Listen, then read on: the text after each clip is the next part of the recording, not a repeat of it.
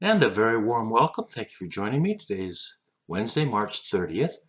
And just a quick review of today's markets. We saw the equity markets essentially down a smidge, down anywhere from a half to a little over 1% on the Nasdaq. So that brings our changes since November 8th, down about 2% on the S&P.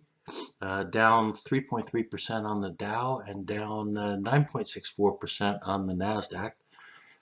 And what we saw today is a little bit higher rate on the 3-month Libor. Looks like that is ready to pause.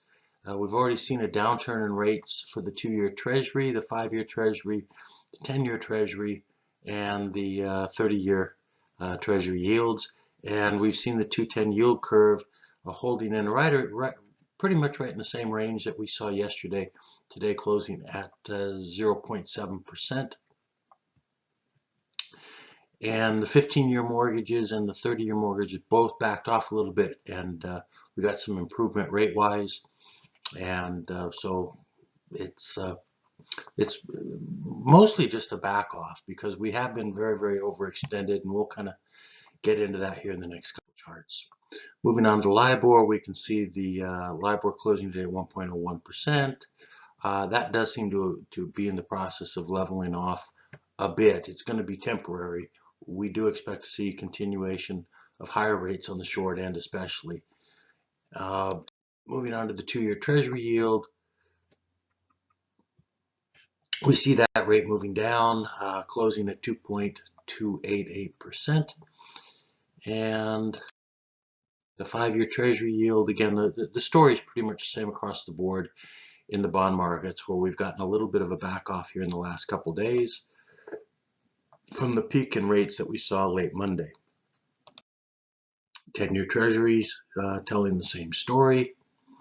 And you can see up at the top, if 10-year Treasury is a good chart to take a look at. As you can see, up at the top where the RSI is at, where we have multiple peaks over 70. And when you get something like that, it's considerably overbought, and we're simply working off that overbought condition. We talked about that yesterday.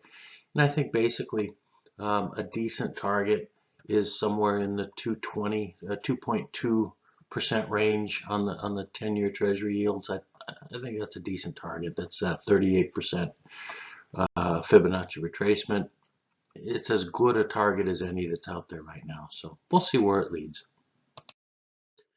30-year Treasury yields, again, they're backing off just a little bit.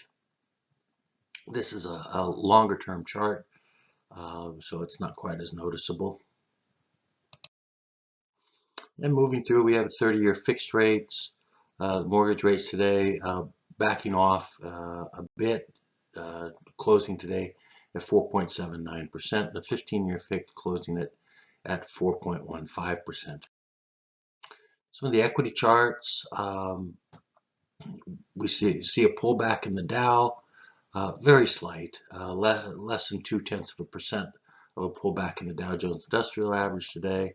This being an hourly chart, that would probably indicate, heck, your guess is as good as mine, but I'm thinking we may see some more continuation to the upside, but a slowdown. There's not much left, if there is much upside left, but we'll see where it leads. Going to the S&P hourly chart, it tells pretty much the same story. We've been overbought. You take a look at the RSI up at the top, and you can see we've had a heck of a run.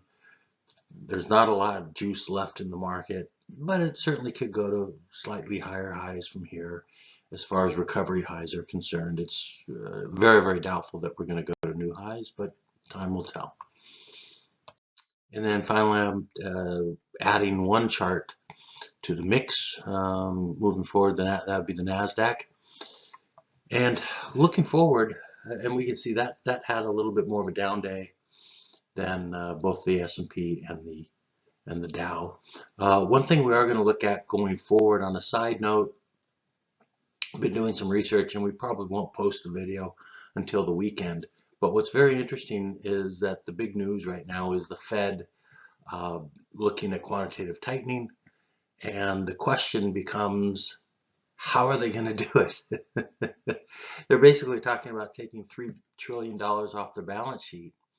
So we're going to do a deep dive on the Fed, quantitative tightening, the maturity of their assets that they have, and some sort of idea of how they may end up doing it. This is going to be really, really tricky. So anyways, that's all for tonight. I hope you have a great evening. Thank you for joining me. We'll talk to you tomorrow.